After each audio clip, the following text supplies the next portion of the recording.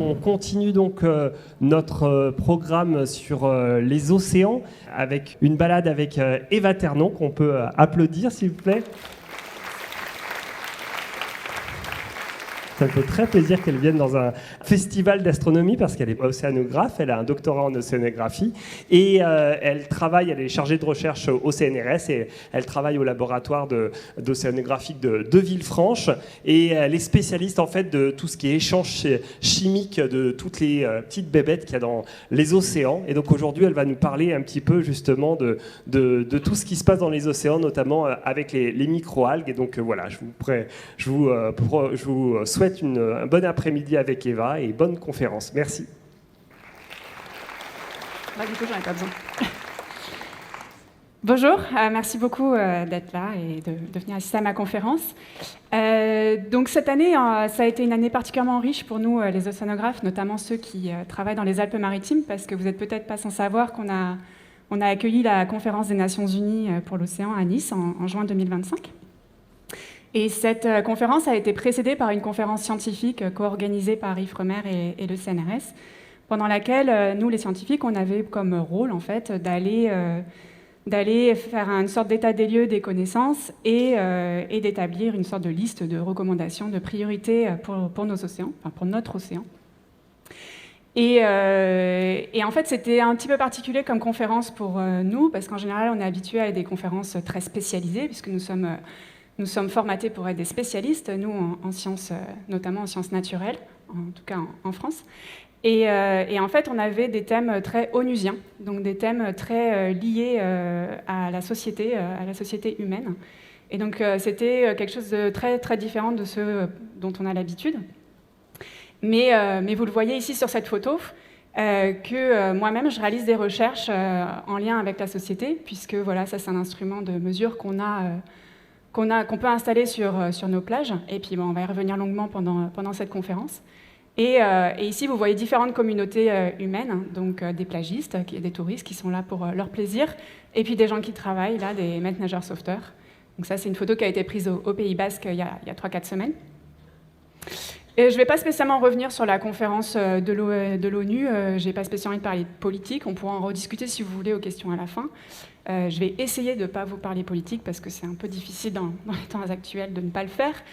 Mais moi, ce qui m'intéresse dans ce nouveau lien en fait, de cette conférence qui était vraiment nouvelle pour nous, c'est que ça y est, la communauté des océanographes commence à se reconnecter avec la société humaine et avec des questions sociétales, ce qui n'était pas du tout le cas il y a quelques années. Et moi, j'ai cette chance, effectivement, de travailler plutôt dans des environnements côtiers et de faire cette connexion entre nous, population humaine, et puis des mécanismes, des processus qui se passent dans la colonne d'eau, et on va le voir, pas que dans la colonne d'eau. Alors tout d'abord, peut-être que vous avez remarqué que j'ai parlé de l'océan, et pas de nos océans, pour une simple et bonne raison.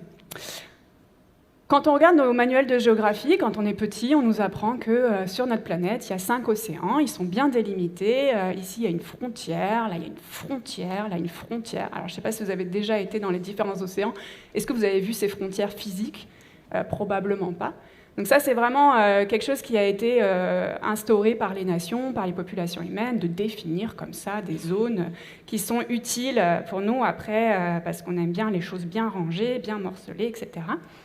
Mais en fait, si on regarde les courants marins, et donc là, ici, vous avez une grande carte du monde avec un courant qui est très connu, qui s'appelle la circulation thermohaline, et je n'irai pas beaucoup plus loin dans ces notions-là, parce que demain, vous avez une très belle conférence de Marion Lagarde qui va vous expliquer en détail ce que c'est que la circulation thermohaline, mais globalement, ce qu'on peut observer, et qui est intéressant pour cette représentation globale de nos océans, c'est que ce courant qui part, on va dire, ici, de la zone arctique, en profondeur, donc en profondeur la ligne bleue et en surface la ligne rouge, vous voyez qu'elle parcourt absolument tous les océans du globe sans rencontrer aucune frontière.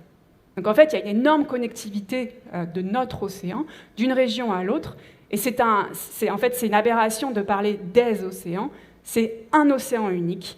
Et nous, en tant qu'océanographes, petit à petit, on commence à reconnecter avec cette notion d'océan unique comme une entité, comme un écosystème global, et non plus comme un morcellement d'écosystèmes qui seraient séparés les uns des autres. Et en fait, ça a une importance vraiment énorme notamment par rapport aux activités humaines que nous, on mène, puisque quelque chose, imaginons un accident nucléaire qui se passerait ici, vous verrez qu'il peut avoir des répercussions jusqu'en Arctique. Cette connectivité a vraiment une importance fondamentale, puisque ce qui se passe à l'un endroit du globe, ça a des répercussions un peu partout sur le globe. C'est quelque chose qu'on n'observe pas vraiment dans le milieu terrestre, puisqu'il y a des barrières physiques. Il y a les montagnes, quand vous arrivez à la mer, il n'y a plus de connectivité. Par contre, c'est quelque chose qu'on va pouvoir retrouver dans l'atmosphère, où de la même façon, il y a une sorte de... C'est un fluide qui va se déplacer avec les courants atmosphériques. Donc c'est assez propre à l'océan. Et pourquoi je vous raconte tout ça? Donc déjà parce que ça a un petit peu modifié notre représentation de l'océan. Et ça nous montre cette importance ça nous montre l'importance de l'océan dans sa globalité pour nous, population humaine, qui sommes pas forcément aux mêmes endroits connectés sur le monde. Alors, tout ça, c'est un peu physique, un peu scientifique, mais moi, ce qui m'intéresse aujourd'hui, c'est d'explorer avec vous quelle est votre représentation de l'océan. Parce que j'imagine que quand vous allez à la plage, c'est pas forcément à ça que vous pensez. Vous pensez probablement à d'autres aspects. Peut-être que vous n'allez jamais à la plage, d'ailleurs. Et quand vous regardez cette immense masse d'eau, on va voir, en fait, des représentations de ce que c'est que cette masse d'eau très différentes les uns les autres. Ça va être très dépendant des récits qu'on a pu nous faire quand on était enfant, des imaginaires qu'on nous a transmis, des imaginaires qu'on a créés à travers nos expériences de cette interaction avec l'océan.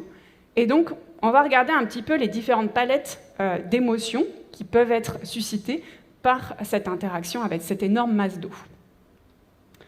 En premier lieu, peut-être que certains d'entre vous ne veulent surtout pas aller voir l'océan, ne se sentent pas du tout liés à cet élément-là, à cet écosystème, parce que c'est synonyme de peur, c'est des tempêtes, c'est des courants qui nous emportent au large. Enfin, moi, il est hors de question que je foute les pieds près de l'océan.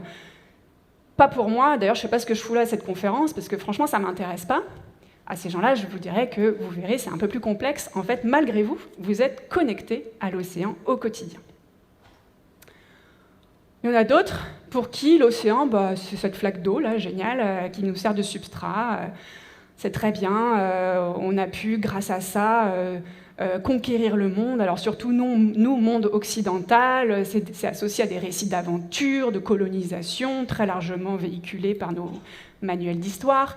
Mais voilà, l'océan, c'est un substrat, c'est une flaque d'eau qu'on peut utiliser. Donc il y a vraiment un regard très utilitariste de cet océan, qui perdure d'ailleurs un petit peu au quotidien, de nos jours, puisqu'on l'utilise encore comme substrat pour avoir des activités de loisirs, sportives, sans trop se poser la question de qu'est-ce que c'est que cette masse d'eau, mis à part quelque chose qui peut éventuellement me procurer du plaisir, du bien-être physique, mental, pourquoi pas.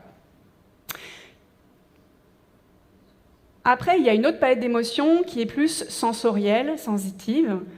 Et c'est à partir du moment où on a une relation un peu plus étroite avec la masse d'eau, et notamment quand on commence à plonger sous la surface de l'eau, et qu'on commence à observer, mais surtout, ne serait-ce que physiquement, d'être immergé. Je ne sais pas si ça fait monter en vous des souvenirs, mais cette immersion, en fait, elle a été montrée par certains médecins.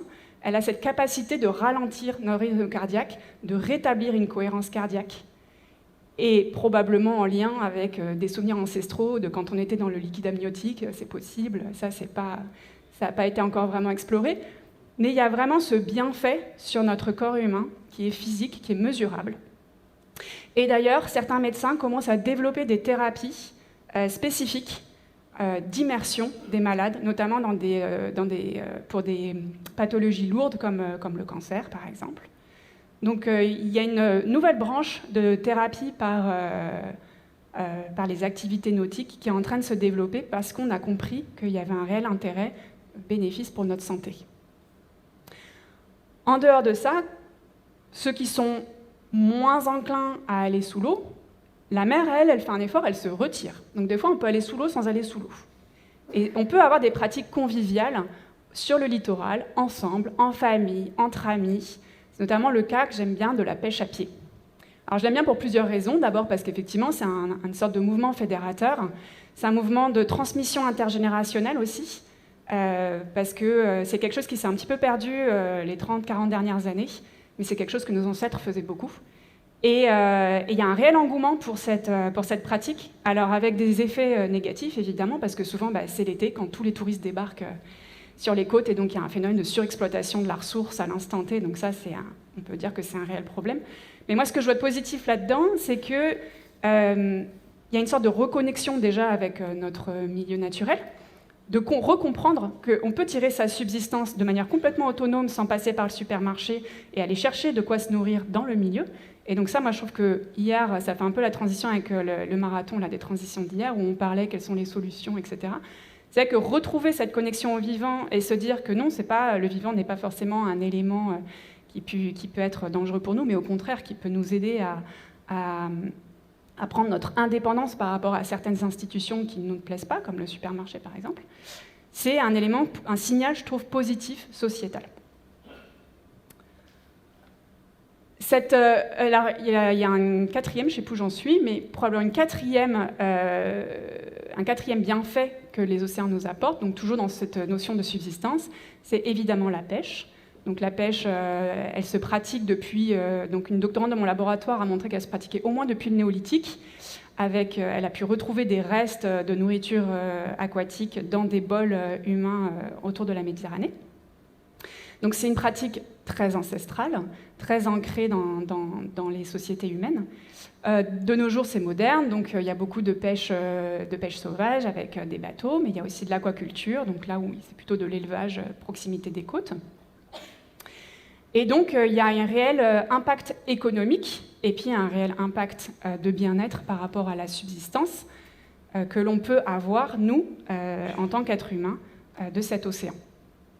Alors, il y en a peut-être dans la salle qui me diront « moi, je ne mange pas de poisson, je trouve ça dégueulasse ». Moi, c'est mon cas, personnellement, donc je vous en voudrais pas. Et en fait, quand on regarde la carte du monde ici, et quels sont les pays qui dépendent des ressources marines pour subvenir à leurs besoins alimentaires, on observe qu'effectivement, nous, en France, on n'est pas forcément le pays qui a le plus besoin de ces protéines animales. On dépend d'autres types de protéines animales pour cela.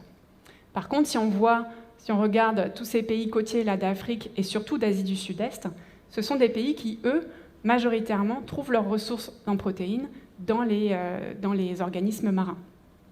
Et là, je fais une toute petite digression, je reviens à cette histoire de pêche à pied. Ce sont des pays qui sont pauvres, qui dépendent assez peu des supermarchés pour leur approvisionnement en ressources, et qui donc ont conservé cette indépendance vis-à-vis des institutions et cette autonomie pour se nourrir de manière complètement autonome, sans avoir à payer quelque chose en euros, en dollars, en tout ce que vous voulez. Donc c'est des façons d'être au monde qui sont vraiment intéressantes et qui pourraient nous inspirer un petit peu pour le futur.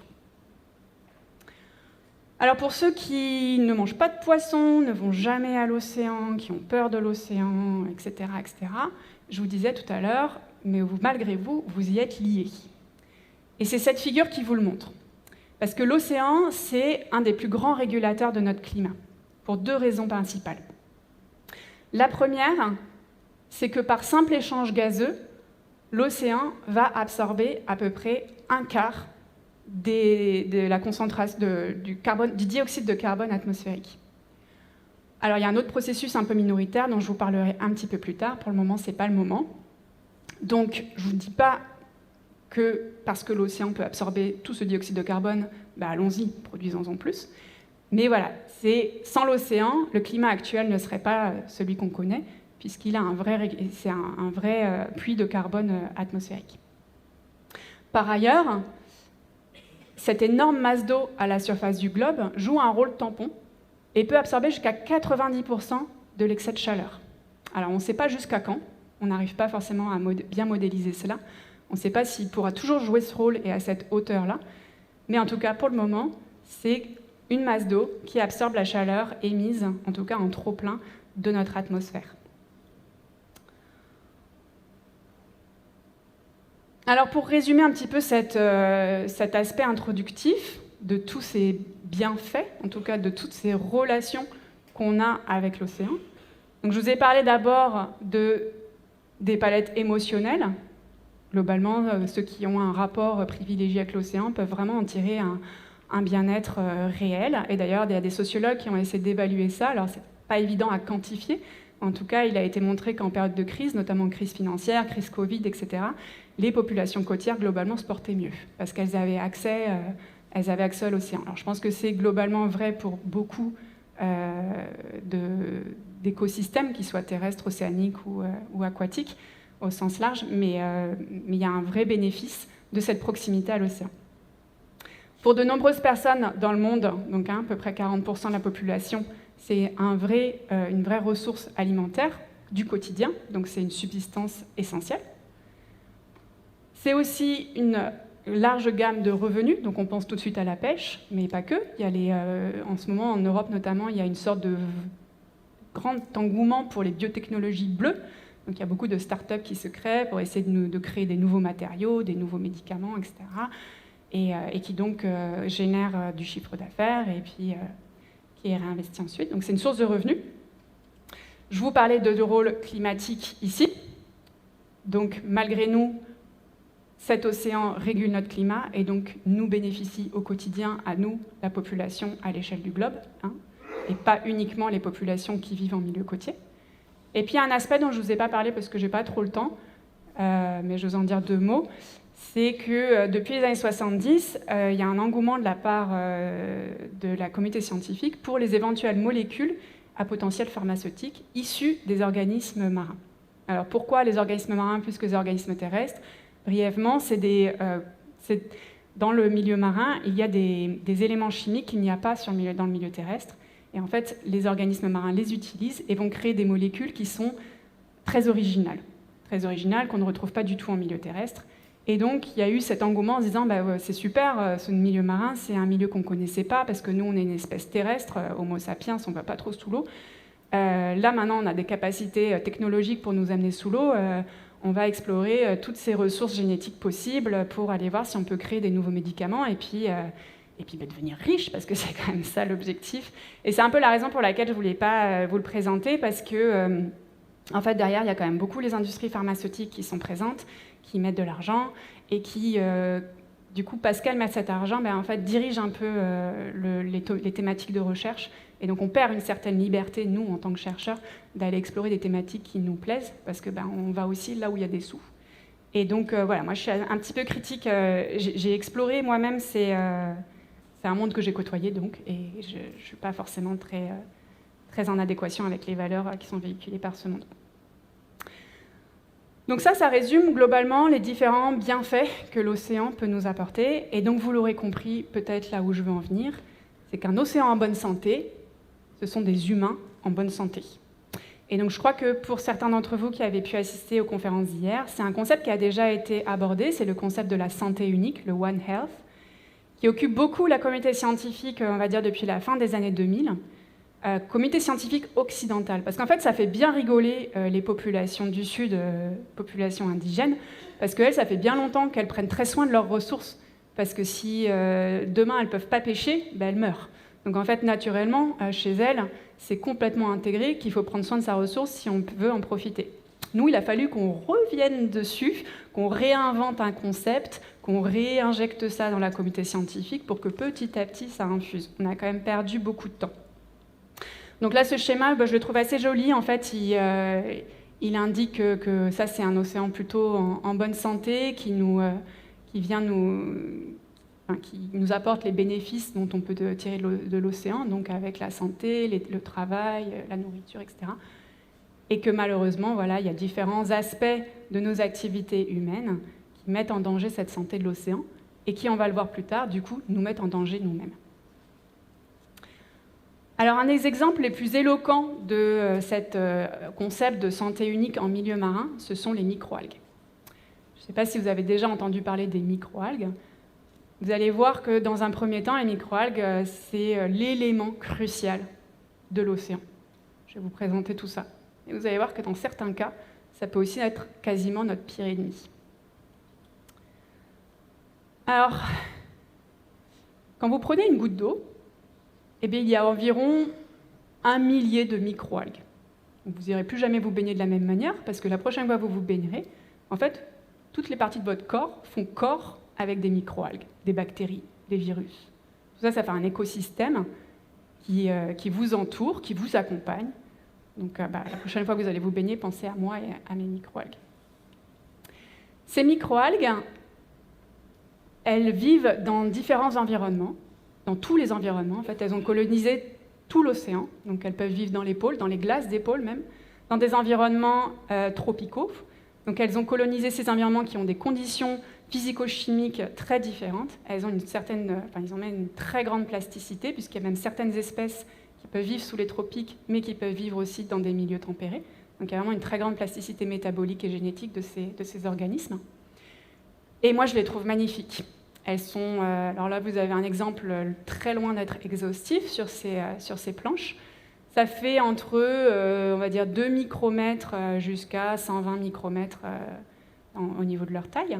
Elles ont des couleurs très différentes, qui est due à leur contenu en pigments. Elles ont des pigments qui sont très différents. Et surtout, elles ont des formes assez extraordinaires. Il y en a certaines qui vont vivre seules, comme par exemple, celle-là, par exemple. Et puis certaines qui vont former des colonies. Donc ça, c'est une colonie avec plein d'individus. Ou là encore, des colonies ici, avec plein d'individus différents. La plupart, elles sont aussi appelées phytoplancton. Je ne sais pas si vous suivez un petit peu les travaux de Tara, etc. Alors moi, j'aime pas trop utiliser le terme phytoplancton parce que plancton, donc phyto pour végétal, plancton, en fait, ça signifie que c'est des organismes qui sont transportés par les courants, qui sont incapables de se mouvoir par eux-mêmes. Alors moi, les algues, le phytoplancton ou les microalgues que j'étudie, certaines ont une forme de vie benthique, c'est-à-dire qu'en fait, elles se fixent à un substrat, elles se fixent en général à des rochers, à des microalgues, à des algues, pardon, et elles ne bougent plus. Donc ce n'est pas un plancton qui se bat avec le courant, c'est pour ça que moi je préfère le terme global de microalgues. L'une que j'étudie notamment, elle est, je crois, ici, et on ne le voit pas forcément, mais on le voit sur celle-là. Elles ont des petits flagelles, des petits flagelles à leur base, ce qui leur permet un petit peu de bouger autour. Donc elles sont assez jolies à voir au microscope puisqu'elles bougent tout le temps. Donc une très grande diversité de formes, de couleurs, de lieux de vie, etc. Et pourquoi on les aime ? Parce qu'en fait, c'est elles l'autre grande régulatrice de notre climat. Tout à l'heure, je vous disais que l'absorption du CO2 atmosphérique se faisait par échange gazeux. En fait, il y a 10% de cette absorption du CO2 atmosphérique qui se fait par la production primaire des microalgues. Qu'est-ce que c'est la production primaire ? C'est leur capacité à faire la photosynthèse. Photosynthèse, avec l'énergie du soleil, on transforme le dioxyde de carbone en oxygène et du sucre. C'est comme ça qu'elles se nourrissent. Donc en captant ce dioxyde de carbone, elles ne font donc pas que le capter, elles réinjectent de dioxygène dans l'océan. Donc c'est super important pour la vie marine. Ça permet d'oxygéner nos océans. Et notamment, elles le font depuis très longue date. Et en fait, vous ne seriez pas là si elles n'avaient pas été là depuis le début. Donc ça, c'est globalement l'histoire de la Terre. Avec l'apparition de la photosynthèse, il y a moins 3,8 milliards d'années. Donc, premièrement, c'était des cyanobactéries. Je pense que vous en avez peut-être parlé hier, avec ces formations en stromatolites. Donc, ces cyanobactéries, en gros, ont inventé la photosynthèse. La vie donc le dioxygène s'est diffusé dans l'océan. La vie a pu se développer. Il y a des nouvelles formes de vie qui ont émergé grâce à ce dioxygène. Petit à petit, il y a eu accumulation du dioxygène dans cet océan et ça a commencé à diffuser vers l'atmosphère il y a à peu près moins de 2,8 milliards d'années. Et c'est parce qu'il y a eu cette diffusion du dioxygène dans l'atmosphère que la vie sur Terre a été permise. Donc, à nouveau, vous ne seriez pas là si les microalgues n'avaient pas été là à la base. Alors, comment ça se passe aujourd'hui ? Donc ça, c'est une carte un petit peu plus compliquée, donc du monde. Et en fait, on s'est rendu compte, parce qu'on peut se dire, bon, ces microalgues, elles font quoi ? Elles font 220 micromètres de long. Bon, par rapport à mon grand arbre de l'Amazonie, c'est que dalle. Enfin, au niveau capacité d'absorber le dioxyde de carbone et d'en refaire de l'oxygène, c'est pas grand-chose.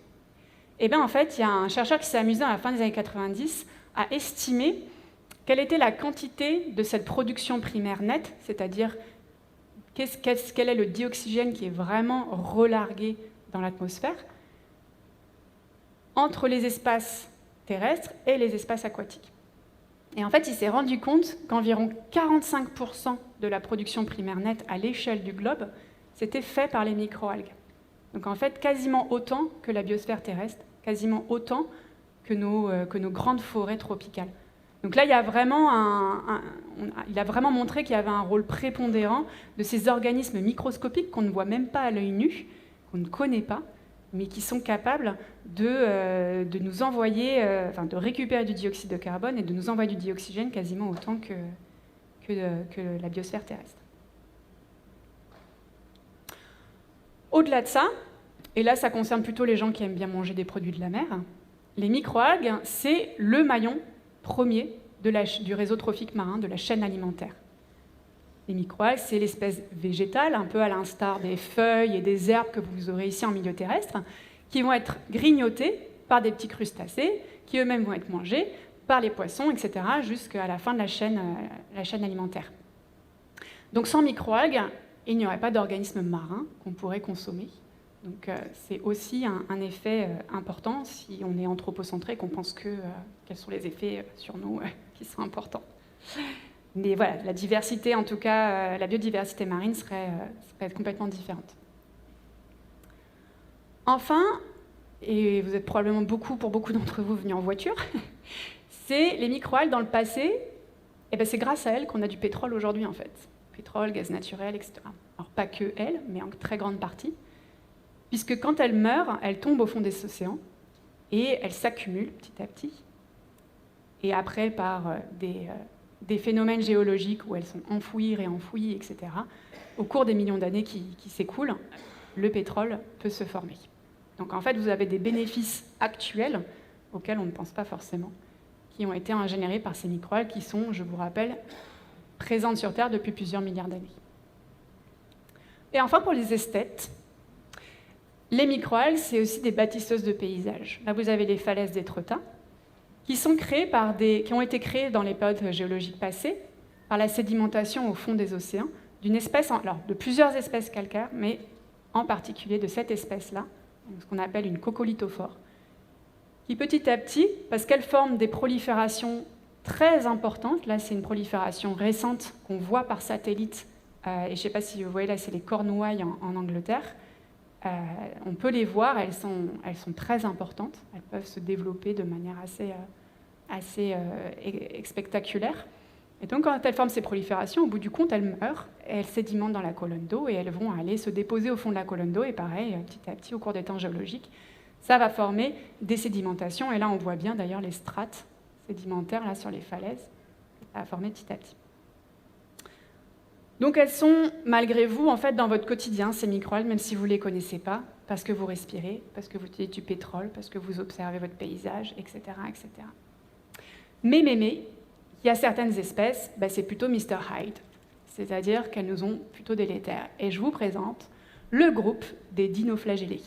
C'est un groupe de microalgues sur lequel je travaille beaucoup. De nos jours, il y a pas mal d'espèces, mais finalement, ce n'est pas grand-chose par rapport à ce qui a préexisté dans les temps géologiques. Donc là, on est au Trias. Au Trias, on dit en français ? Voilà.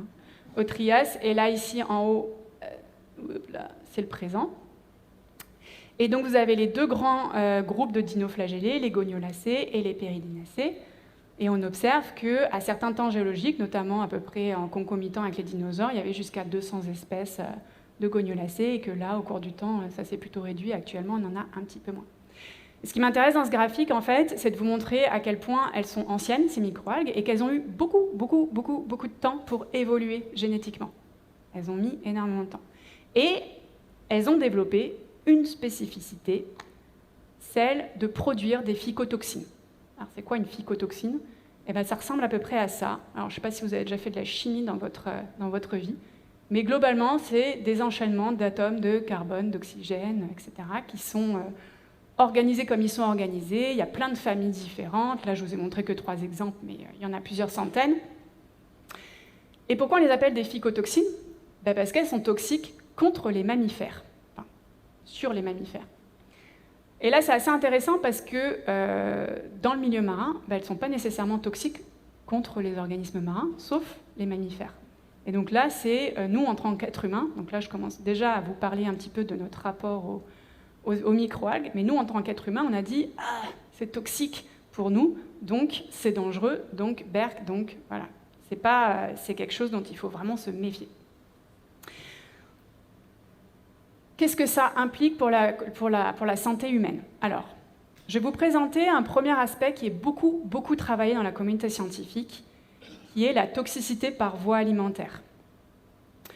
Donc, si vous suivez ce diagramme ici, là, vous avez les microalgues qui produisent des toxines, qui vont être consommées, ces microalgues, elles vont être consommées par les petits crustacés. Donc, en les consommant, les crustacés, ils vont accumuler des petites quantités de toxines, et au fur et à mesure, ça va faire de plus grosses quantités. Eux-mêmes, ils vont être consommés par des poissons, prédateurs, etc., qui de la même façon vont accumuler ces petites quantités de toxines de plus en plus. On appelle ça la bioaccumulation. Et in fine, l'être humain va consommer ces poissons et va subir, on va dire, cet effet de concentration des toxines à travers la chaîne alimentaire pour développer des symptômes. Alors les symptômes peuvent être très différents selon le type de toxine. Il y a des toxines amnésiantes qui vont plutôt attaquer notre système neurologique. Il y a des toxines qui vont être plutôt type diarrhéique. Alors je pense que probablement, nombre d'entre vous en ont fait l'expérience en consommant soit des huîtres, soit des coquillages d'une manière générale.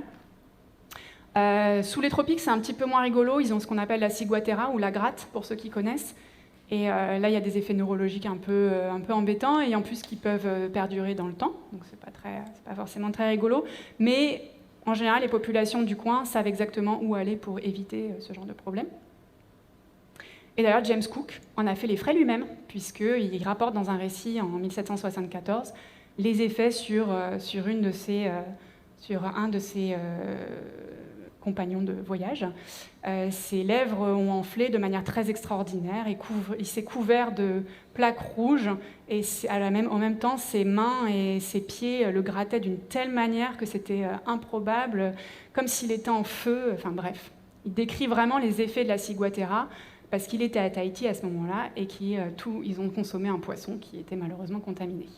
Donc c'est quelque chose qui n'est pas récent, puisque James Cook en parle déjà, quelque chose qui est là depuis longtemps, et probablement parce qu'en fait, au niveau évolutif, ça fait longtemps que les dinoflagellés ont sélectionné, que ce gène de production des mycotoxines a été sélectionné. C'est quelque chose qui est extrêmement bien connu, qui est extrêmement bien réglementé, notamment à l'échelle européenne. C'est un travail qui est beaucoup fait par Yves Remer, et qui donc va regarder un petit peu dans les différents produits de la mer les différentes toxines au cours du temps, et qui donc va interdire à la vente, etc., si c'est un problème. Comme c'est très réglementé, comme c'est très bien connu, moi, c'est pas forcément ce qui m'intéresse. Moi, ce qui m'intéresse, c'est un peu le rôle du détective, de trouver des nouvelles choses. Et donc, ce qui m'intéresse, moi, c'est ces dinoflagellés quand ils prolifèrent de manière complètement démesurée. Quand ils prolifèrent de manière complètement démesurée, la mer, qui a priori est plutôt bleue, voire transparente dans certains cas, se colore. Ici en marron en Californie, ici en rouge en Floride, ici en... je ne sais pas trop dire quelle couleur, du côté du Pays Basque, ici en Bretagne en orange, vert en Bretagne à nouveau. Ouais. Donc ça, en fait, c'est assez joli à observer, mais on va voir que ça peut poser quand même pas mal de problèmes. Et donc elle prend ces couleurs-là parce que les dinoflagellés, c'est des algues brunes. Donc elles ont plein de pigments de type caroténoïdes, les carottes, donc type pigments un peu rouge, orange, etc., qui, cumulés ensemble, font tout ce panel de couleurs. Et normalement, je vous ai dit tout à l'heure que dans une goutte d'eau, vous aviez à peu près 1 millier de microalgues, alors en plus d'une diversité différente. Là, en fait, quand vous prenez 1 litre d'eau, vous avez potentiellement plusieurs millions de cellules de microalgues. Et c'est ça, en fait, qui donne la couleur à l'eau. C'est parce que cumulé, ça finit par colorer notre eau. Alors, pourquoi c'est un problème ? Eh bien là, je vais vous mettre plusieurs coupures de journaux. Donc là, c'est en Australie, il y a quelques semaines, avant et après une prolifération de microalgues. Donc vous voyez l'effet néfaste que ça a sur la vie marine. Ça, c'est effectivement en avril, à Los Angeles, des dauphins et plein de mammifères marins qui se sont échoués sur les côtes, qui mouraient en toussant. Et ça, c'est ce qui est de manière très régulière sur les côtes de Floride. Donc des milliers de poissons qui meurent très régulièrement. Oui ?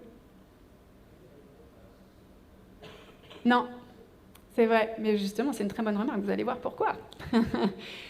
Et donc, effectivement, c'est tout à fait ce que j'allais dire, c'est pas forcément des mammifères, et donc les phycotoxines que je vous ai présentées jusqu'à présent sont pas forcément, ne jouent pas forcément un rôle dans la mort de tous ces organismes-là. Et on va voir pourquoi. Donc là, c'est juste un petit exemple de vous montrer la couleur de l'eau, qu'est-ce qu'elle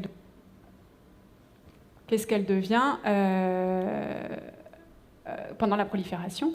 Donc vous voyez, il y a énormément de microalgues. Et en fait, quel est le job de ces microalgues? On a dit, c'est la photosynthèse. Donc pendant la journée, elles vont récupérer le CO2 atmosphérique et balancer à fond du dioxygène.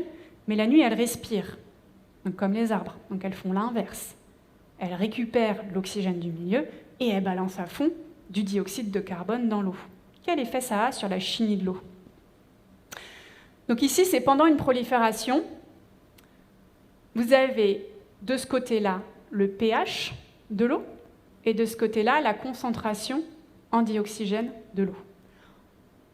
L'encadré là que j'ai mis à chaque fois, donc c'est la même prolifération, l'encadré montre la période de prolifération. Donc on voit qu'avant la prolifération, le pH est globalement stable, il suit une ligne moyenne, et pendant la prolifération, le pH augmente, puis soudainement, il décroît très très brutalement. Et il atteint des valeurs allant jusqu'à 7. Pour information, si vous avez des notions en acidification des océans, ce qui est prévu pour 2100, c'est une décroissance du pH à 7,8, donc 2 unités. Là, on a 10 unités en quelques jours. Donc pour les organismes marins, c'est hyper violent. Parallèlement, alors pourquoi on a cette décroissance du pH? Tout simplement parce que quand on a respiration la nuit, on injecte du CO2 de manière très importante dans le milieu, et c'est cette concentration très importante en CO2 qui a un effet de diminution du pH. Et là, on voit que pareil pour l'oxygène, il y a des valeurs qui sont relativement stables avant le bloom, enfin avant la prolifération, et pendant et surtout sur la fin de la prolifération, on diminue quasiment jusqu'à 0, puis même on a quelques valeurs à 0. Donc on est dans des environnements complètement anoxiques. Il n'y a plus d'oxygène. Donc vous comprendrez bien que pour des organismes, surtout des organismes qui ne bougent pas, les moules, les huîtres, etc., ça a des effets extrêmement délétères, et donc il y a des mortalités associées qui sont très importantes. Ça répond à votre question. Mais ça n'a pas que des effets sur les organismes marins, ça a aussi des effets sur la santé humaine. Et j'aime bien présenter ces effets sur la santé humaine parce que c'est un peu ma nouvelle porte d'entrée pour essayer de secouer les consciences. Alors je sais qu'ici, ce n'est pas forcément nécessaire parce que j'ai cru comprendre que vous étiez un public d'avertis et convertis surtout. Mais c'est vrai que quand je discute de ça à des personnes qui n'ont pas du tout de connaissances scientifiques, le fait de leur dire que ça a un impact sur leur santé, ça réveille un peu les consciences, ça sensibilise, et on se dit « Ah mince, j'ai pas envie d'être malade, donc oui, je vais faire un effort parce que je préfère rester en bonne santé, comme tout le monde bien sûr. » Donc là, à nouveau, c'est des coupures de journaux, pas loin de chez nous, au Pays Basque, la microalgue qui intoxique la côte basque. Ici, en Floride, attention ceux qui vont à la plage. Ici, les surfeurs sont mal en point, donc ça, c'est en Australie du Sud. Et en fait, ça peut, selon la gestion des plages par les acteurs du territoire, ça peut quand même entraîner la fermeture de certaines plages. Donc ces microalgues, qui sont microscopiques, qu'on ne voit jamais, auxquelles on ne pense jamais, tout d'un coup, elles se réveillent, elles se rappellent à nous, et elles nous font prendre conscience que le microscopique, oui, il a un impact sur nous, êtres humains, et notamment sur notre santé. Et là, tout le monde tousse. Et c'est très drôle. Y compris nous, les scientifiques, on devient tous malades. Et alors, qu'est-ce qui nous rend malades? Ça, on va en discuter. Mais globalement, quels sont les symptômes? Donc, au début, on a juste un peu la gorge qui nous gratte, on a un petit goût métallique dans la bouche, puis un coup, on a le nez qui commence à couler. Et puis, ça commence à brûler, puis on tousse, puis là, on a de la fièvre. Bon, ça fait Covid, en fait, quoi. Donc on essaye de se protéger, notamment nous les scientifiques, là, quand on est en manip, on essaye de porter des masques pour voir comment se protéger. C'est pas hyper efficace. Moi j'ai fini par porter un masque à gaz même l'année dernière parce que ça me brûlait tellement les bronches que c'était juste insupportable. Alors c'est des effets aigus, Normalement, quand on quitte les environnements de cette prolifération, on va mieux, au bout de 24 heures, tout est parti. Sauf qu'on se rend compte petit à petit que potentiellement, il peut y avoir des effets chroniques. Il peut y avoir des effets inflammatoires à long terme. Et d'ailleurs, il y a une étude en Corée, je crois, qui a été réalisée sur des microalgues toxiques plutôt d'eau douce, qui montre qu'il y a des effets, il y a des corrélations entre des maladies neurodégénératives et les efflorescences de microalgues. Donc on a encore beaucoup de choses à découvrir. Mais la première chose qu'on a à découvrir, c'est pourquoi on a ces symptômes. Qu'est-ce qui fait que des trucs qui vivent dans l'eau, microscopiques, nous affectent, nous, êtres humains, alors qu'on vit dans l'air, quoi. Des fois, on ne va même pas dans l'eau, on est malade. Les gens qui se promènent sur la plage, les restaurateurs, etc., ils sont malades. Et donc, ils ne sont pas en contact direct avec l'eau. Alors ça, c'est la question qui nous tient en ce moment, moi, avec mon équipe, c'est de savoir qu'est-ce qui nous rend malade. Et pour cela, on a plusieurs hypothèses. Depuis 20 ans, l'hypothèse principale qui est travaillée par la communauté scientifique, c'est que comme ces microalgues, elles produisent des toxines, c'est simple en fait. C'est que ces toxines, elles sont toxiques pour nous, les mammifères. Donc c'est juste qu'il y a un phénomène de transfert depuis la mer vers l'air de ces toxines. Et en fait, c'est quelque chose qui est complètement envisageable. Parce que quand vous allez en bord de mer, vous recevez des embruns, des micro-gouttelettes d'eau, etc. Donc c'est une hypothèse qui est tout à fait valable. Et d'ailleurs, on a fait une petite expérience. Ici, je vous mets une petite vidéo. On a incubé ces microalgues, donc on allait les chercher dans l'eau. Alors désolé, il y a moi qui filme.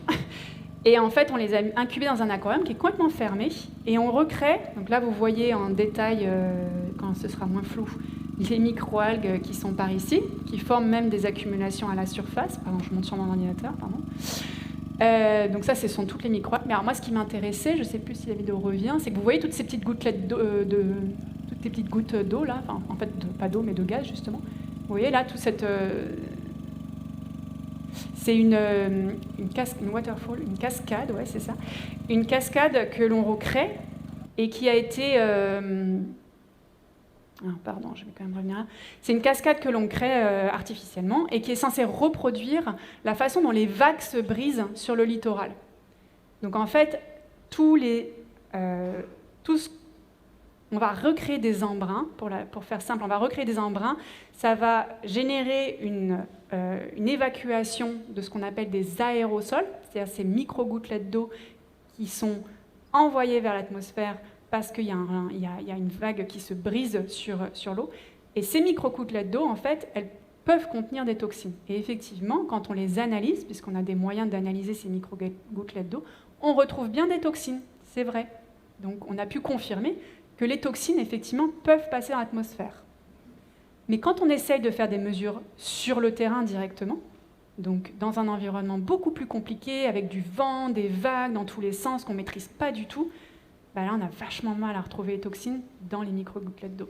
On n'y arrive pas trop. Et d'ailleurs, il y a eu quelques fois où j'ai réussi à retrouver ces micro-gouttelettes, ces toxines dans les micro-gouttelettes, et je les ai testées avec des collègues toxicologues, dont c'est le métier. Ils ont des lignées cellulaires humaines, notamment des lignées cellulaires pulmonaires qui nous intéressaient parce que c'est notre système respiratoire qui est beaucoup impacté par ces proliférations. Et donc là, sur ce graphique-là, vous avez le taux d'inflammation de ces lignées cellulaires humaines, un contrôle positif pour montrer que la manip a bien marché, et puis mes aérosols, mes micro-gouttelettes d'eau qui contiennent des toxines. Et qu'est-ce qu'on voit ? Je suis quasiment à 0. Donc en fait, même si mes aérosols contiennent des phycotoxines, a priori, ça ne nous rend pas malades. En tout cas, la toxicologie nous dit que, a priori, ça n'a pas d'effet néfaste sur notre santé. Donc il a fallu imaginer de nouvelles hypothèses de travail. Il a fallu mettre celle-là de côté et continuer à réfléchir. Quelle est l'autre possibilité d'envoyer quelque chose depuis l'eau vers l'air ? Eh bien, c'est un simple échange gazeux. Il se trouve que les microalgues, elles dégazent tout le temps, au quotidien. Elles produisent des gaz. C'est les proutes de l'océan, on va dire. Et ces gaz, une fois qu'ils sont dans l'atmosphère, ils peuvent se disperser, mais ils peuvent aussi réagir avec les différentes composantes de l'atmosphère, comme le rayonnement UV, l'ozone, le dioxygène, etc. Ils ne sont pas forcément très stables. Donc ça crée une sorte d'immense famille de possibilités d'éléments toxiques. Et en fait, ce que je ne vous ai pas dit jusqu'à présent, c'est que ces aérosols, ces microgouttelettes, elles ont une taille. C'est-à-dire qu'elles font entre 2 micromètres et 12 micromètres. Et cette taille-là, je ne sais pas si vous avez déjà entendu parler de pollution atmosphérique en milieu urbain, souvent c'est les PM2,5 et les PM10. C'est à peu près la taille de nos aérosols marins, et on sait, par des études de médecine, etc., que les PM10 et les PM2,5, elles s'arrêtent plutôt au niveau du nez, voire un petit peu au niveau du haut de la gorge, mais les particules qui vont vraiment dans nos bronches, c'est des particules beaucoup plus fines, qui sont en dessous de 1 micron. Et donc de l'ordre de la centaine de nanomètres. Donc comme nous, on a des brûlures de bronches, on s'est aussi dit, c'est peut-être un peu logique qu'on n'arrive pas à avoir de la toxicité sur nos aérosols, parce que nous, quand on collecte des aérosols, c'est une fraction qui est supérieure à 2 microns, et donc c'est pas une fraction qui peut aller jusque dans nos bronches, donc en fait, c'est peut-être quand même logique que ces aérosols, ce ne soit pas la composante toxique. Et c'est aussi pour ça qu'on a pensé au gaz, d'ailleurs. Donc je disais que c'est microalgues des gaz, mais en fait, ce n'est pas tout à fait vrai. Alors, les microalgues sont capables de fabriquer des gaz, mais en fait, c'est un peu réduire aussi notre vision de l'écosystème. On aime bien simplifier les choses parce qu'en fait, cognitivement, on n'est quand même pas habitué à réfléchir à des trucs hyper complexes et hyper abstraits. Mais si on regarde le milieu, les microalgues, elles ne sont pas toutes seules dans le milieu. Il y a énormément d'éléments microscopiques qui coexistent avec elles, et notamment des bactéries. Et ça peut peut-être faire tilt dans votre esprit si vous connaissez la Bretagne et le phénomène des algues vertes. Parce que les algues vertes en Bretagne, quand elles s'échouffent, elles sont consommées, dégradées par les bactéries, et ça produit du diode H2S, du dihydrogène sulfuré. Alors, ce n'est pas le cas pour nous. On a tenté de regarder s'il y avait du H2S, ce n'est pas le cas. Mais ça nous met quand même sur une piste d'un système plus complexe que simplement une microalgue qui produirait quelque chose qui s'évacuerait dans l'atmosphère. Donc ça, c'est une hypothèse de travail qui est vraiment en cours. C'est quelque chose que je développe depuis 2 ans seulement. On a fait des premières mesures l'été dernier et cet été. Ce qu'on observe, c'est que ces dinoflagellés, ce groupe de microalgues, c'est des microalgues qui produisent beaucoup de soufre, de composés qui ont du soufre. Et effectivement, on a pu mesurer des niveaux relativement élevés pour l'environnement marin de 2 gaz, l'un qui s'appelle le diméthyldisulfide et l'autre qui s'appelle le diméthyltrisulfide. Et ces 2 gaz, en fait, à faible concentration, sont toxiques pour nous, les mammifères. Donc on est peut-être sur la bonne voie, mais cet été, j'ai eu l'occasion de réaliser de nouvelles mesures qui montrent que c'est peut-être beaucoup plus compliqué que ce qu'on pense, encore une fois, puisque ce qu'on a observé et qu'on n'avait jamais observé, c'est les microalgues, il y en a des vivantes dans l'air. Donc potentiellement, quand vous êtes à proximité, en fait, carrément, les microalgues, elles se déposent ici dans votre nez. Et ça, de savoir ce que ça devient une fois que c'est déposé dans votre nez, on n'a aucune idée.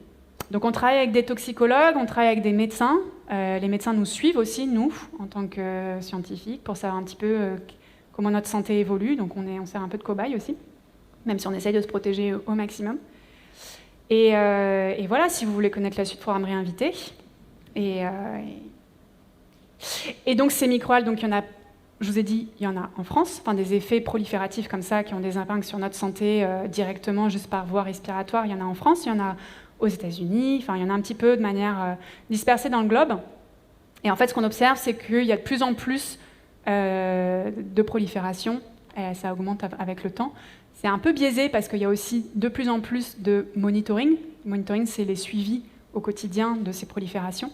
Donc on a de plus en plus de données, et comme on augmente le nombre de données, forcément on augmente le nombre de cas.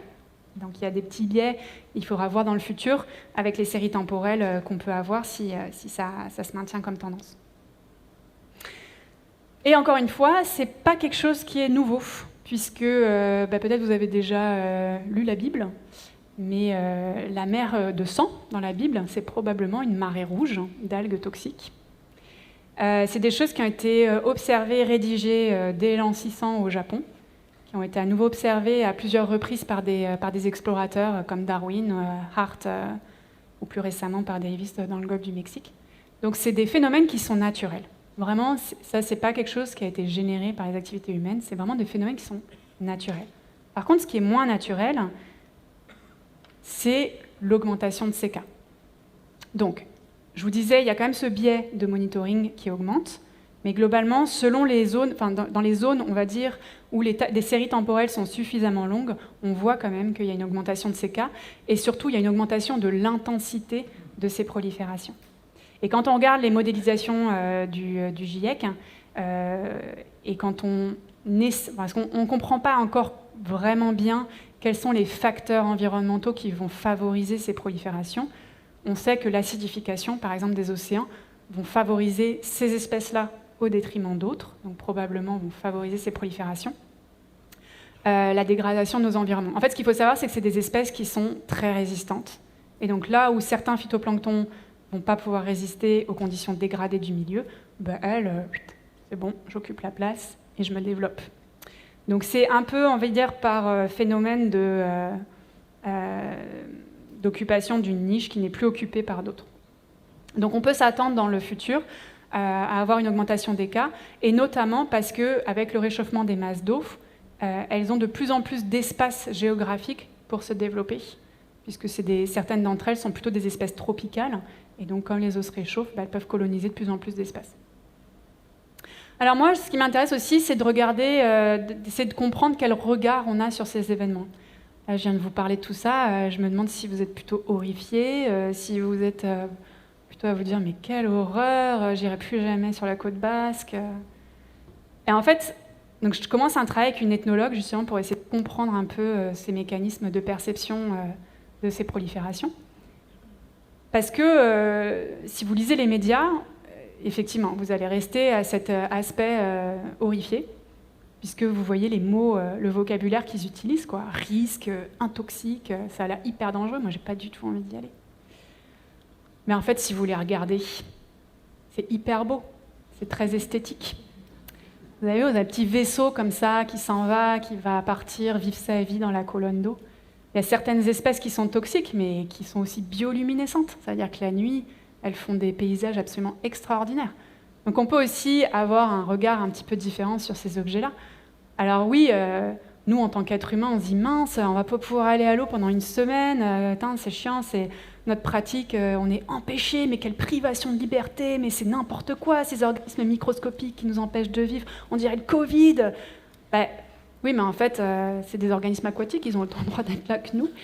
Et surtout, finalement, c'est nos activités à nous qui généreront de plus en plus ces proliférations. Donc ça, c'est une slide pour réfléchir un petit peu à tout ça, de se dire que grâce aux religions monothéistes et puis à notre cher Descartes et son discours de la méthode, on a cette position dominante de nous, êtres humains, tout en haut de la chaîne alimentaire, on domine là, en tant que maître cette chaîne alimentaire. Et donc on fait ce qu'on veut des espaces naturels, de toute façon c'est qu'un substrat, c'est qu'une ressource, c'est rien d'autre, allez je bétonne, je pollue, je m'en fous. Et effectivement il est peut-être temps, mais là ça a beaucoup été dit hier donc je m'y attarderai pas, d'avoir une vision beaucoup plus intégrée, que nous, on est vivants dans les vivants, et que ces microalgues, moi j'aime bien parce qu'elles se rappellent à nous, quoi. Elles sont vivantes dans le vivant et elles nous disent t'as besoin de moi pour respirer en fait. Et si tu prends pas soin de moi, tu respires plus. Et puis si tu respires plus, t'es mort. Donc je trouve ça assez cool comme idée qu'un petit être comme ça nous remette en question. Et pour ceux qui aiment lire, un petit conseil lecture, Prolifération, d'une anthropologue américaine qui s'appelle Anna Tsing, qui décrit très bien, alors pas du tout en milieu marin, mais en milieu terrestre, comment les écosystèmes dégradés laissent complètement la place. Alors dégradés, elle s'attarde beaucoup sur la dégradation liée aux monocultures lors de la colonisation et puis tous les effets, donc beaucoup en milieu tropical, mais comment des espèces très résistantes et résilientes vont aller proliférer et coloniser des espaces entiers naturels, juste parce qu'en fait, on a tué toute la biodiversité qui était là avant et que ça leur laisse libre cours de se développer comme elles veulent. Donc c'est un petit parallèle avec mes petites microalgues. Et je vous remercie pour votre attention.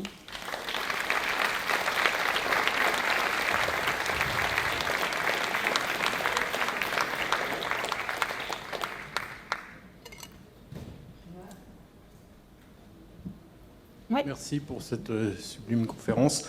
Je me posais la question, dans les histoires de prolifération, il me semble qu'il y a une espèce qui a pas mal proliféré ces derniers temps, qui fait maintenant 8 milliards de bestioles à la surface de la Terre. Et tu ne l'as pas cité comme un effet, je veux dire, la prolifération de l'espèce humaine. Est-ce qu'elle est simplement pas plus à cause de sa prolifération d'elle-même, plus au contact avec cette chose qui existait là déjà pas avant.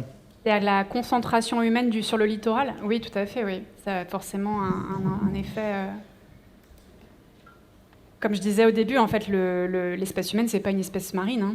C'est une espèce terrestre. Donc, c'est vrai que le milieu marin, jusqu'à assez longtemps, c'était pas forcément un milieu. Dans des espaces assez restreints, très accueillants, etc., l'espèce humaine pouvait s'installer et tirer profit du milieu marin. Mais globalement, c'était quand même pas une espèce très marine. Donc oui, le fait qu'on... Je crois que maintenant, on est... je sais plus combien de milliards, je crois que c'est plus de 3 milliards d'habitants sur les milieux littoraux, d'une manière générale, à l'échelle du globe. Donc forcément, on est beaucoup plus à même d'être exposé à ces proliférations-là. Ouais. Je ne sais pas si c'est le sens de votre question, mais... Je voulais revenir sur la carte des proliférations intenses. Alors, j'ai peut-être pas bien... si vous voulez, oui. Ouais. Là où il y a les petits marqueurs, ouais, est-ce que ce sont les endroits où ça a été mesuré? Ouais, excusez-moi, ça, j'ai pas pris le temps de l'expliquer. Effectivement, c'est le nombre... Alors, c'est un outil qui est en ligne, qui est open access, et pour lequel tout le monde peut venir documenter une prolifération qu'il a pu observer. On peut remplir différents paramètres, ça peut être une prolifération toxique ou pas toxique, etc., qui a eu des problèmes respiratoires ou pas. Et en fait, quand on sélectionne, moi, là, pour créer cette carte-là, j'ai sélectionné en gros toutes les proliférations intenses, qui avaient généré une décoloration de l'eau, et donc qui est synonyme d'une concentration cellulaire très très forte. Et donc dans l'échelle du temps des années 2000 à 2023. Donc ça, c'est à chaque fois, chaque petite vignette, c'est le nombre d'événements à cet endroit-là qu'il y a eu, avec ces paramètres-là sélectionnés. Donc qui ont été observés. Ouais. Et d'accord, parce que la question que je me posais, c'était, c'est bizarre, c'est quand même sur la map monde, ce sont les endroits qui sont les plus industrialisés. Mais c'est parce que c'est plutôt là où ça a été mesuré et il n'y a pas forcément un lien avec l'urbanisation. Ouais. Ça fait partie du biais de l'effort de monitoring dont je parlais tout à l'heure. En fait, tous les pays n'ont pas l'argent pour le faire. Et de la même façon, en fait, même dans les pays industrialisés, moi, la dernière fois, je voulais documenter un événement que j'ai moi-même vécu. Et en fait, il n'y était pas encore, alors que ça faisait 4 ans. Voilà, il y a vraiment un effort personnel à faire, en tant que soit gestionnaire, soit scientifique, de venir un peu incrémenter cette base de données. Ouais. Oui, moi je voulais vous poser une question. Quelle relation vous faites... Je ne sais pas où vous êtes, je suis désolée. Ah, pardon, merci. Quelle relation vous faites entre la prolifération des méduses en Méditerranée et les algues toxiques? Parce que les méduses augmentent beaucoup en Méditerranée. Alors, ce n'est pas du tout les mêmes mécanismes, mais la prolifération des méduses, c'est... quelque part, si, en fait, ça revient à cette notion d'écosystème dégradé qui laisse la place. La prolifération des méduses, c'est parce qu'elles n'ont plus, notamment, elles n'ont plus de prédateurs, puisqu'on a tué beaucoup de tortues marines et d'autres prédateurs des méduses. Donc, ça leur laisse libre cours de proliférer. Après, à savoir s'il y a plus de méduses qui sont créées, qui sont générées, ça je ne pourrais pas vous répondre. Je n'ai pas la connaissance. Bonjour, merci pour cet exposé. Moi, j'avais une double question à propos de la prolifération des algues vertes. La première concerne un débat qu'il y a eu il n'y a pas très longtemps parce qu'un jogger en Bretagne est décédé et donc en marchant, et donc la famille a obtenu, paraît-il, des réparations parce qu'ils ont pu établir qu'il est mort à cause de ces microalgues. Donc ça, c'est la première partie de la question. Et la deuxième, c'est que ça représente des tonnes sur les plages. C'est assez compliqué. Et j'ai entendu dire, mais je ne sais pas si vous avez des informations là-dessus, qu'il existe des programmes de recyclage de ces algues vertes pour faire des engrais. Voilà. Alors, la première partie de votre question, j'imagine qu'ils ont dû faire une autopsie. Et en fait, je sais que pour les algues vertes, quand ils font une autopsie, ils recherchent l'H2S dans le sang. Parce qu'en fait, ça diffuse dans le sang. Donc, si les taux sont importants, effectivement, ils peuvent le lier directement aux algues vertes. Donc, entre guillemets, c'est pratique, il y a un marqueur. Mais je sais aussi que dans le passé, ça n'a pas été fait et que l'ARS a refusé d'avoir accès à certains corps, etc., pour éviter justement cette mesure. Vous avez un excellent film et livre de Inès Léraud à ce sujet, qui retrace un peu l'histoire sulfureuse de ces algues vertes en Bretagne, notamment politique, et donc je vous le conseille. Oui, ce sont des macroalgues par contre, tout à fait. Oui. C'est pas des microalgues, c'est des macroalgues, donc c'est des choses qui sont vraiment visibles à l'œil nu. Qui effectivement se développent en Bretagne parce qu'il y a énormément de nutriments azotés, phosphorés, qui sont déversés par les élevages intensifs, notamment de porcs, de bovidés, etc. Donc c'est pareil, c'est une espèce, on va dire, type prolifératif parce que elle est capable très très rapidement d'utiliser les nutriments du milieu et d'occuper l'espace. Elle est très résiliente.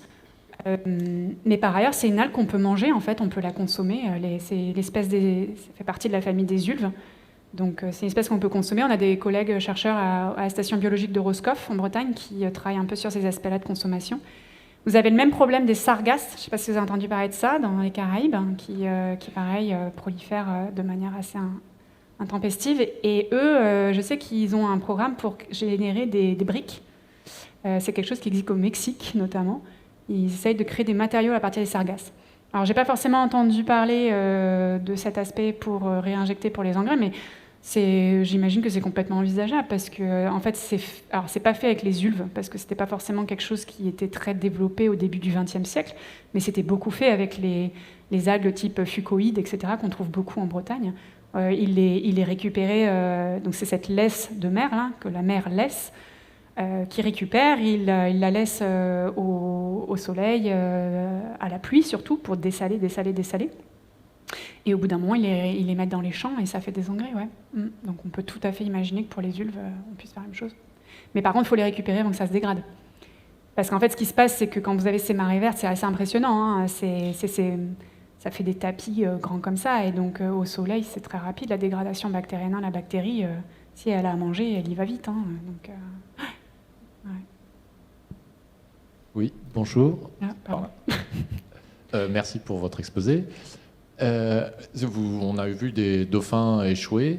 Est-ce que vous avez autopsié ces dauphins et vous demandiez ce qui se passait quand c'était dans notre nez et est-ce que vous en avez retrouvé ailleurs dans le dauphin? Alors, donc c'est pas moi qui ai fait l'étude des dauphins, c'était des collègues à Los Angeles. Donc oui, ils ont autopsié les dauphins, ils ont mesuré en particulier une phycotoxine. Là, pour le coup, il y avait aussi un aspect toxique. Il n'y avait pas que la diminution du pH et du dioxygène, il y avait les deux cumulés. Et c'est une toxine qui s'appelle l'acide domoïque. Et ils en ont retrouvé des taux suffisamment importants pour que ça les affecte. Donc,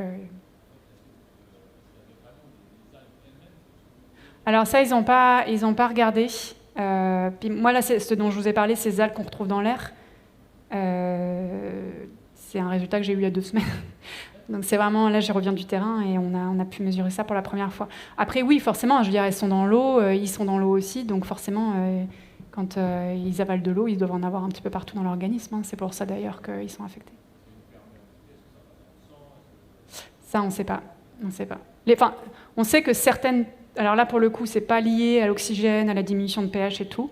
Certaines toxines, effectivement, peuvent passer les barrières intestinales, peuvent passer certaines barrières dermiques aussi. Donc ça a été montré en laboratoire par des toxicologues. Mais après, sur le terrain, oui, on peut voir des accumulations. Selon les toxines, selon leur caractère lipophile ou hydrophile, elles ne vont pas forcément aller se positionner dans le même endroit de l'organisme. Et d'ailleurs, on peut consommer certains poissons en enlevant certaines parties du poisson parce qu'on sait que les toxines ne vont pas aller là-dedans. Ouais. Oui, justement, j'ai une question sur la ciguatera. Nous, on a été gravement contaminés avec cette toxine à Porto Rico, où on vit. Et alors, ce qui fait que c'est très difficile d'abord d'identifier la cause, c'est que la toxine s'accumule. Donc, on peut très bien manger du poisson. Le poisson a une forme absolument normale. Et c'est au bout d'un certain temps de consommation et de l'accumulation de cette toxine qu'on a le déclenchement de ces symptômes qui sont très impressionnants avec des réactions aussi neurologiques assez importantes.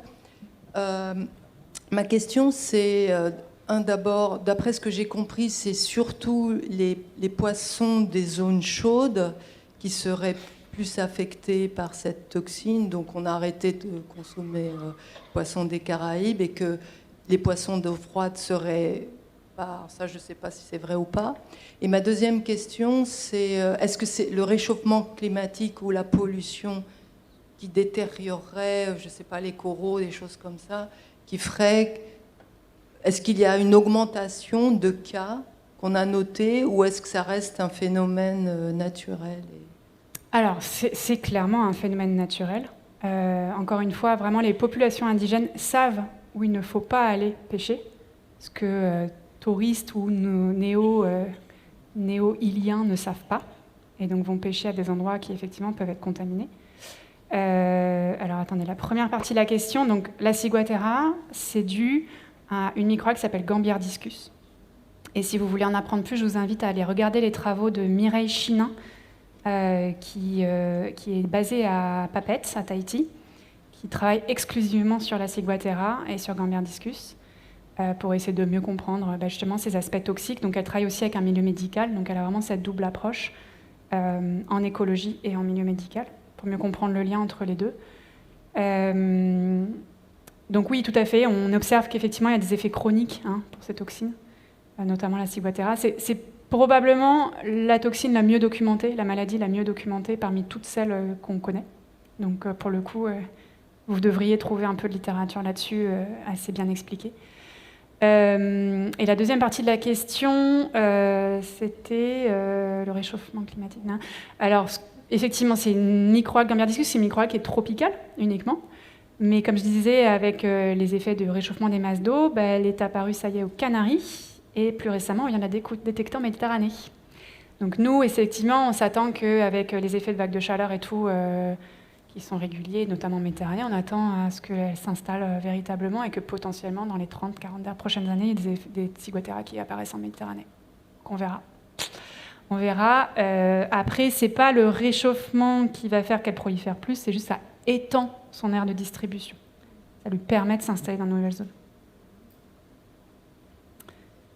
Oui. Je me demandais si on avait trouvé des virus qui s'attaquent aux dinoflagellés. Et est-ce qu'éventuellement on a criblé, il me semble que c'est de l'ADN, est-ce qu'on a criblé, on a trouvé des traces de virus dans leur ADN? Alors, c'est super intéressant. C'est quelque chose qu'on essaye de faire, mais qu'on a beaucoup de mal à faire. Pour une bonne raison, c'est que les dinoflagellés ont une organisation chromosomique absolument exceptionnelle, qui est complètement différente du reste du vivant. Et donc, en fait, on a beaucoup de mal à comprendre comment sont organisés les chromosomes, le génome, etc. Et surtout, on n'arrive pas à rentrer dedans. On n'arrive pas à le craquer, quoi. C'est un des seuls organismes. Donc, je disais à une collègue là, tout à l'heure que j'allais peut-être laisser tomber parce que franchement, c'est des organismes super compliqués. Mais c'est vrai que c'est vraiment des organismes qui sont compliqués par rapport à d'autres microalgues où c'est facile d'entrer dans le génome, de le séquencer, etc. Les dinoflagellés, pour l'instant, personne n'y arrive. Sauf une espèce, celle qui vit en symbiose avec le corail, qui s'appelle Symbiodinium. Et donc, c'est vrai que d'aller regarder des attaques virales dans le matériel génétique, ça, on ne peut pas faire. Par contre, ce qu'on observe sur le terrain notamment, c'est qu'elles sont la proie de parasites, comme beaucoup d'espèces en fait. Et donc ces parasites sont capables de rentrer dans la cellule, donc le sac cellulaire de la microalgue, et de manger de l'intérieur, se développer et puis expulser des autres parasites. Donc souvent, quand la prolifération s'arrête, elle ne s'arrête pas forcément d'elle-même comme ça. Alors elle peut s'arrêter parce qu'il n'y a plus de nutriments, il n'y a plus à manger dans le milieu.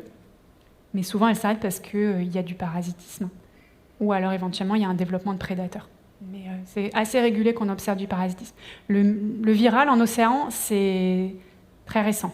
C'est une composante du système océanique qui a été encore assez peu étudiée, qui n'est pas évidente, d'après ce que j'ai compris au niveau des outils. Et donc c'est vraiment émergent comme thématique d'étude. Il n'y a plus de questions. Donc merci beaucoup. Je rappelle à tout le monde... Elle était importante, votre question. Ah bah si.